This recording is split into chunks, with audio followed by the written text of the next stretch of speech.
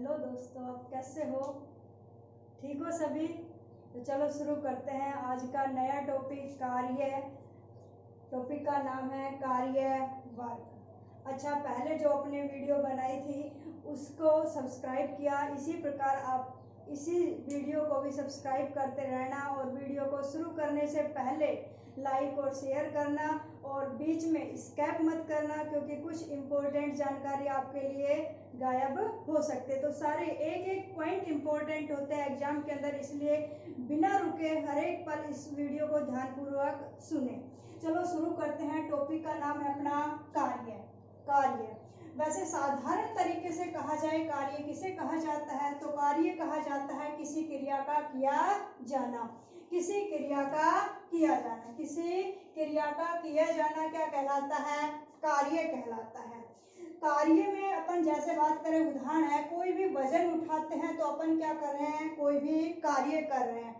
अपन दैनिक जीवन के अंदर विभिन्न प्रकार के कार्य करते हैं, तो वो साइंस के अंदर भी वही कार्य है। अपन कोई भी क्रिया करते हैं वो अपना कार्य के नाम से जाना जाता है। तो परिभाषा क्या हो गई? किसी क्रिया का किया जाना क्या है? कार्य। साइंस के थ्रू अपन बात कहें, साइंस के अंदर क्या होगा? बल, एक राशि आपके पास आएगी बल, और दूसरी राशि आपके पास आएगी विस्थापन। दूसरी राशि कौन सी है? विस्थापन। तो पहले आपके पास बल, दूसरी राशि आपकी विस्थापन। बल और विस्थापन, इन दोनों का क्या होगा? अदिश गुणनफल। बल और विस्थापन का अदिश गुणनफल क्या कहलाएगा? कार्य। तो ये अपनी साइंस के अंदर परिभाषा चलती है, बल और विस्थापन का अदिश गुणनफल। अदिश गुणनफल, ये जरूर चीज याद रखना, ये इंपॉर्टेंट है, एग्जाम में आता रहता है। बल और विस्थापन का कैसा गुणनफल होता है? अदिश गुणनफल क्या कहलाता है? कार्य। तो बल और विस्थापन दोनों का अदिश गुणनफल क्या कहलाएगा? कार्य। बल को आपने किससे दर्शाया है? F से। विस्थापन को किससे दर्शाया है? X से। और दोनों का क्या करना है? अदिश गुणनफल। देखो, यदि आप अदिश गुणनफल दर्शाते हो तो उसके सामने उसके लिए अदिश गुणनफल के लिए आप क्या चिन्ह लगाओगे? डॉट का। किस चीज का? डॉट का। डॉट का चिन्ह लगाते हैं। किस चीज का चिन्ह लगाते हैं? डॉट का। तो आपने बल विस्थापन के साथ अदिश गुणनफल है तो क्या लगा दिया? डॉट। कार्य के बारे में पढ़ रहे तो कार्य का प्रतीक चिन्ह क्या होगा? W। कार्य का प्रतीक चिन्ह क्या होगा? W। तो यहाँ पर कार्य का सूत्र क्या बनेगा?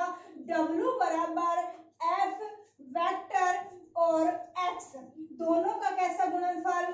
अदिश गुणनफल। देखो, यहाँ पर एक चीज इंपॉर्टेंट है, याद रखने योग्य है कि बल कौन से प्रकार की राशि है? सदिश राशि है। बल कौन से प्रकार की राशि है? सदिश राशि है। और विस्थापन कौन से प्रकार की राशि है? सदिश। अपन ने एक टॉपिक होता है पद्धति, राशि, मात्रक, पद्धति और राशियां, उसमें अपन पढ़ते हैं राशि दो प्रकार की होती है, सदिश राशि और अदिश राशि। जिसके अंदर दिशा रहती है, दिशा पाई जाती है, दिशा सहित होती है, वो राशि कौन सी होगी? सदिश राशि। जिसमें दिशा पाई जाए वो कौन सी राशि है? सदिश। और जिसमें दिशा ना हो, दिशा रहित राशि क्या कहलाती है? अदिश। अब आपके पास बल कैसी राशि है? सदिश। विस्थापन कैसी राशि है? सदिश। एक चीज यहाँ पर और इंपॉर्टेंट याद रखना, इसी से कंफ्यूजिंग क्वेश्चन आता रहता है, दूरी। कौन सा? दूरी। दूरी कौन से प्रकार की राशि होगी? अदिश। दूरी कौन से प्रकार की राशि होगी? अदिश। तो बल सदिश राशि, विस्थापन सदिश राशि, लेकिन दूरी आपकी क्या रहेगी? अदिश राशि। और अपन पढ़ रहे हैं कार्य कौन से प्रकार की राशि है? अदिश। देखो, यहाँ पर सदिश और अदिश को दर्शाने के लिए एक चिन्ह दर्शाया जाता है। सदिश राशियों के ऊपर क्या लगा दिया जाता है? वेक्टर का, सदिश का निशान लगा दिया जाता है। तो F सदिश है इसलिए इसके ऊपर अपन ने निशान लगाया वेक्टर का, X सदिश है इसलिए वेक्टर का निशान लगाया। लेकिन कार्य कैसी राशि है? अदिश राशि है, इसलिए इसके ऊपर अपन ने कोई निशान नहीं लगाया। तो कार्य का सूत्र क्या हो जाता है? कार्य बराबर F डॉट X, बल और विस्थापन का अदिश गुणनफल। बल और विस्थापन का अदिश गुणनफल। बल और विस्थापन का अदिश गुणनफल। तो यहाँ पर अपन पढ़ सदिश राशियां हैं, सदिश राशियों में क्या पाई जाएगी, दिशा पाई जाएगी। और जब सदिश राशियों में चिन्ह हटाएंगे तो क्या आएगा, साइन थीटा। जब सदिश राशियों में चिन्ह हटाएंगे तो साइन थीटा आता है।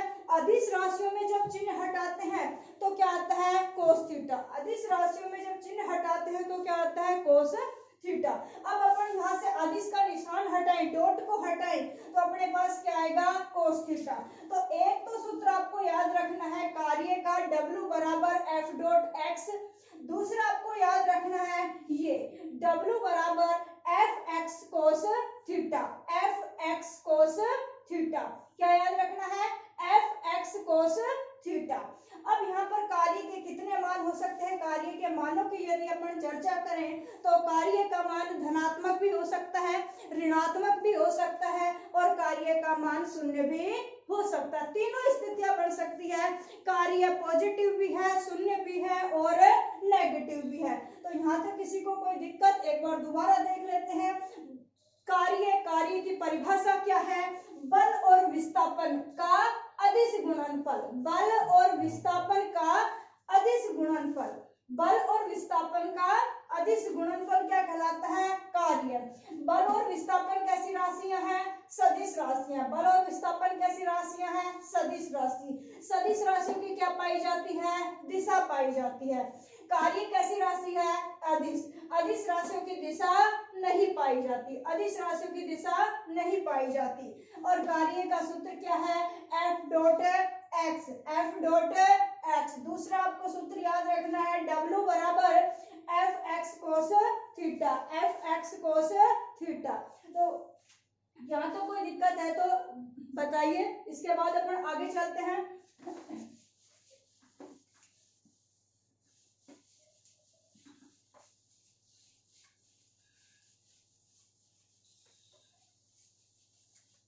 तो लास्ट में अभी अपन ने बात की थी कार्य के मान की, किसकी बात की थी, कार्य के मान।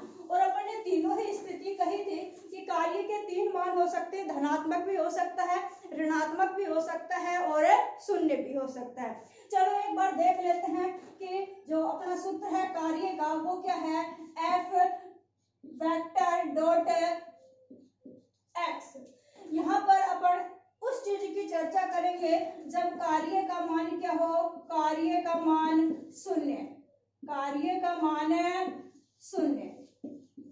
किस किस स्थिति में होगा ये आपके पास इंपॉर्टेंट है। एक मूवी होती है कुली, उसमें अमिताभ बच्चन है, पूरे दिन वजन ढोता रहता है, लेकिन साइंटिफिक तौर पर अपन कहें तो आप पूरे दिन चाहे वजन उठाते रहिए लेकिन आप साइंटिफिक तौर पर कोई कार्य नहीं करते, क्योंकि यहाँ पर अपने पास कैलकुलेशन निकल कर आता है कि कार्य का मान शून्य किन किन स्थितियों में होगा।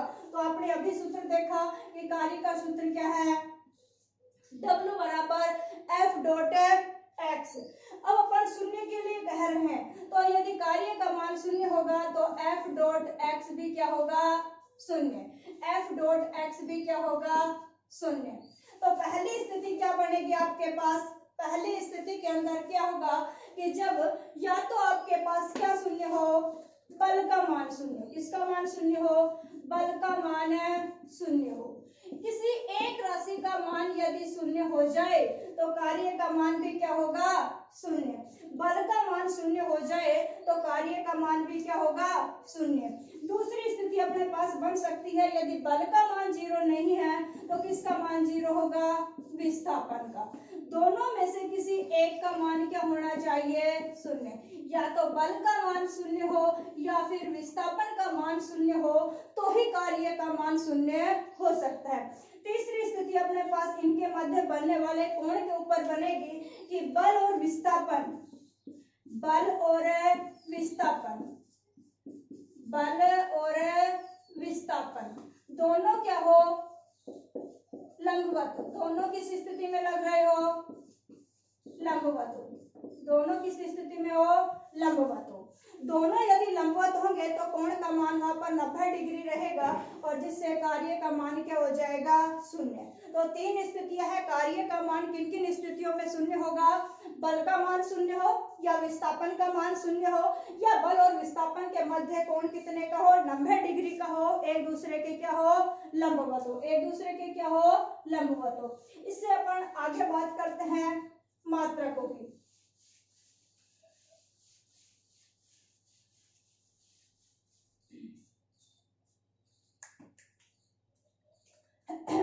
तो नेक्स्ट अपने रहेगा कार्य के मात्रक। कार्य के मात्रक, कार्य के मात्रक अपन सूत्र की सहायता से ही निकाल सकते हैं। सूत्र क्या था? बल गुणा बल और विस्थापन का अदिश गुणनफल, बल और विस्थापन का अदिश गुणनफल F डॉट x।